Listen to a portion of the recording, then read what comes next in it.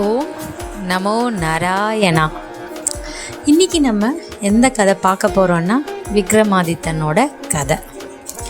ஒரு மந்திரவாதி கேட்டுக்கொண்டதுனால காட்டில் இருக்கக்கூடிய ஒரு உடலை எடுத்துகிட்டு வராரு நம்ம விக்ரமாதித்ய மகாராஜா.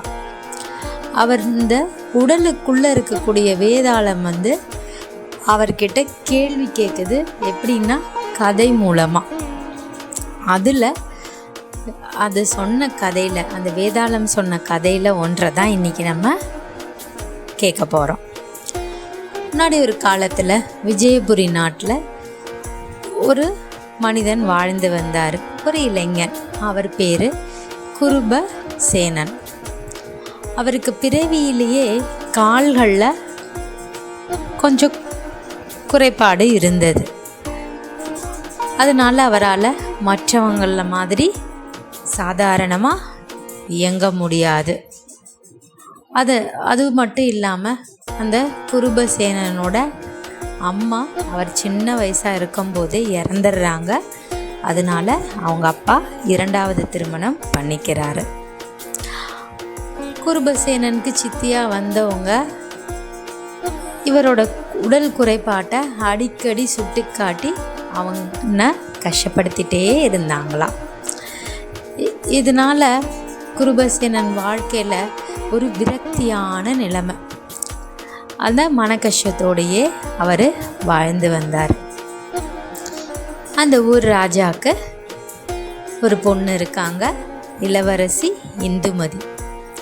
அவங்களுக்கு கல்யாண வயது வந்த உடனே ஒரு சுயம்வரம் நடத்தணும்னு அந்த நாட்டோட அரசர் முடிவு பண்ணி எல்லாத்தையும் அழைக்கிறாரு, ஏற்பாடும் செய்கிறாரு.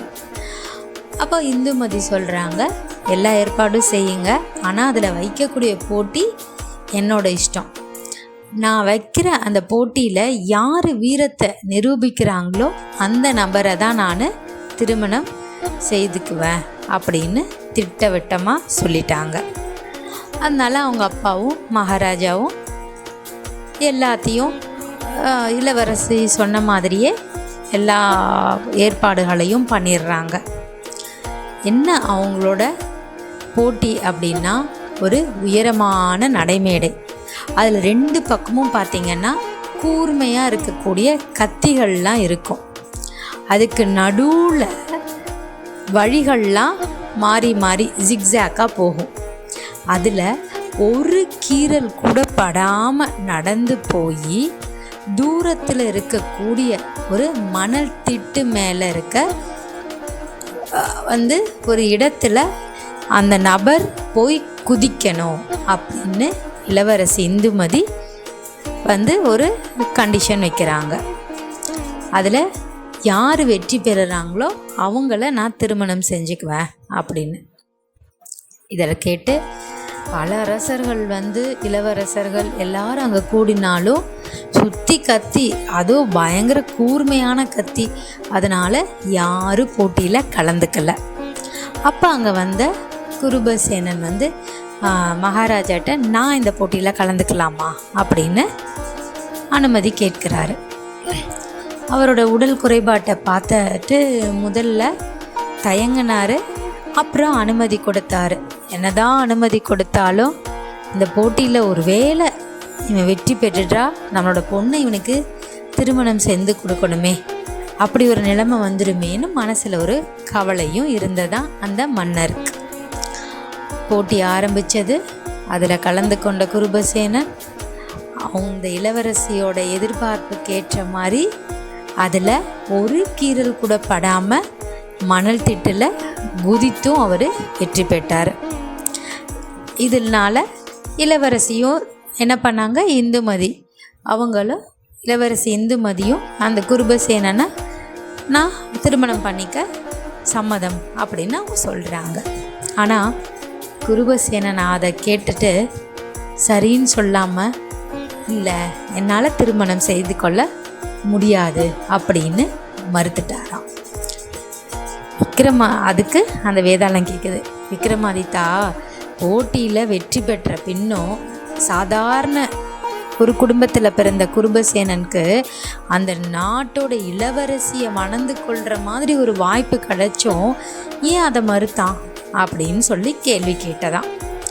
உடனே விக்ரமாதித்தன் சொல்கிறாரு, குருபசேனன் ரொம்ப வருஷமாகவே அவனோட ஊனத்தை குறித்து தான் சித்தி அப்புறம் சில பேர் எல்லாரும் அவன்கிட்ட பேசி பேசி பேசி அவன் வாழ்வில் ரொம்ப நொந்து போயிருந்தான் வாழ்க்கையில்.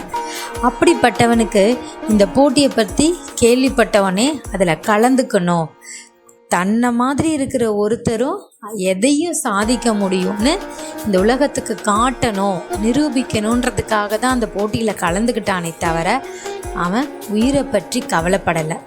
அது மட்டும் இல்லாமல் அதில் வெற்றியா தோல்வியா அப்படின்றத பற்றியும் அவன் சிறிதும் நினைக்கவும் இல்லை.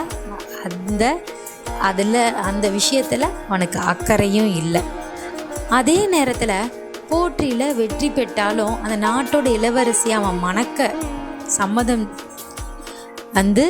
கூறியிருந்தான்னா ஒருவேளை அந்த நாட்டுக்கு ஒரு ஆபத்து வர காலத்தில் அதை எதிர்த்து சமாளிக்கக்கூடிய உடல் தகுதி தனக்கு இல்லை அப்படின்ற ஒரு நியாயமான காரணத்தை கூறி அந்த இளவரசியை அவர் திருமணம் செய்து கொள்ளலை அப்படின்னு சொல்லி விக்ரமாதித்தன் சொன்னாராம்.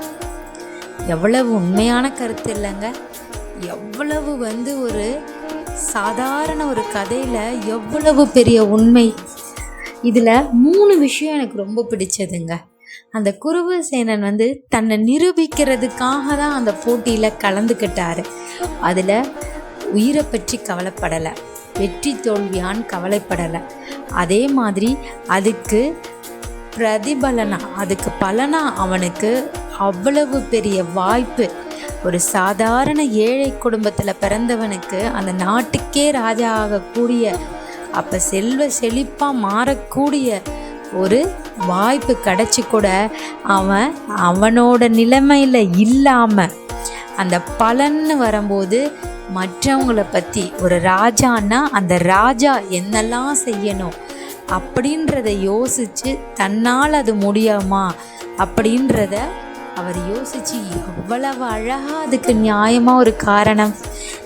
என்னதான் இருந்தாலும் அந்த நாட்டுக்கு ஆபத்துன்னு வரும்போது என்னால் முடியும், ஆனால் உடல் தகுதி அப்படின்னு வரும்போது ஒருவேளை என்னால் சமாளிக்க முடியலைன்னா நாட்டு மக்கள் கஷ்டப்படுவாங்க அப்படின்றத உணர்ந்து அவ்வளவு பெரிய ஒரு வாய்ப்பை தட்டி கழிச்சார்.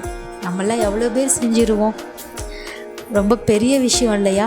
ஸோ எந்த ஒரு இதுவும் நமக்கு கிடைக்கும்போது அதனால் மற்றவங்களுக்கு என்னெல்லாம் விளைவுகள் வரும் அப்படின்றதையும் யோசித்து நம்ம முடிவு பண்ணோன்னா வாழ்க்கை இன்னும் மிகவும் நல்லதாக இருக்கும். இன்னொரு கதையில் சந்திக்கலாம். ஓம் நம சிவாய.